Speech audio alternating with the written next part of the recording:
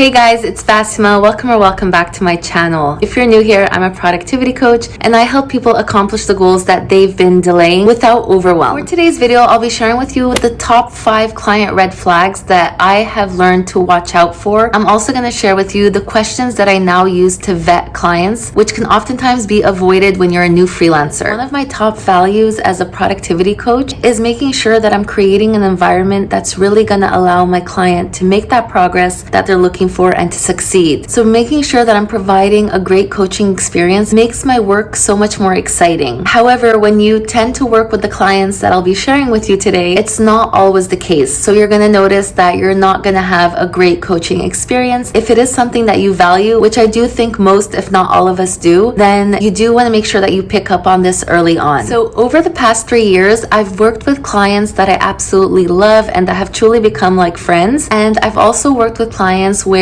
I completely dreaded and I felt stressed the entire time in all the wrong ways, because I do believe that there's a good level of stress which pushes you and challenges you. But when it's the type of stress that you will clearly see when I'm sharing with you the kind of clients that you want to avoid, then it's best to pick up on that early on so that you don't make any commitments to that client. So I hope you enjoyed this video, and if you do, don't forget to hit that like and subscribe button down below, and let's get right into the video. So the first client that I encourage you to avoid, and I think it's the most important client to avoid, it's the yes or no client. Essentially, this client is just not coachable. Coaching really does require you to look within and to make observations and gain that self-awareness so that you can make the progress that you're looking for. But if you find that the client is just answering your introspective questions with yes or no, and you've even tried switching up your questions to see what works best for them, and it's still not working, it stops their progress and it really affects the whole coaching experience. So this is a client that I've noticed has already given up on the process before even starting. So it truly becomes a waste of your time and their time if they're not coachable. This is something that I wish that when I did pick up on it early on in my freelance business, that I made it super clear to the client before continuing with them to make sure that we're on the same page and if they actually wanted to go through the coaching process. And if not, it would have totally been okay and we could have put it to bed. What I actually ended up doing instead is just endure the process and put up with the yes or no answers. And unfortunately, the client never ended up seeing results. They put in time and money, and I also put in time, which could have all been easily avoided if I had asked the right questions at the very beginning, or at least clarified earlier on if this was something they actually wanted to do and go through. Oftentimes, as a new freelancer, we tend to disregard prospecting clients and we really just want to get any business that we can. I do encourage you to really take the time and ask the right questions to vet this kind of client, because if you don't, you will notice that it's a lot of wasted time and energy that could have easily been avoided. The next client red flag that you want to watch out for is the client that is out of scope. This is oftentimes a client that has super unrealistic expectations about what it is that you can help them achieve. Now, at the beginning, you might not actually know what is within the scope of your service and what falls outside of the scope, which is totally okay, because you are going to go through a testing process to see what you actually want to include within your service and what you want to leave out. It's usually where you're going to end up working with this client more so than later on in your business, where you're actually more clear about what falls within the scope of your service and what falls outside of it. But over time, you really want to make sure that if the client is out of scope, that you're not taking them on, because they might be looking for something that you can't offer. That can potentially leave a client super unsatisfied with your process and also have you doing things that you don't enjoy so much. The next type of client that you want to avoid is the client that feels like they've tried everything and nothing has worked yet, and they're really looking for that one thing to work. So this is also a client that you want to vet for early on, because it oftentimes leads to being a client that wants a quick fix. And usually, again, when it comes to coaching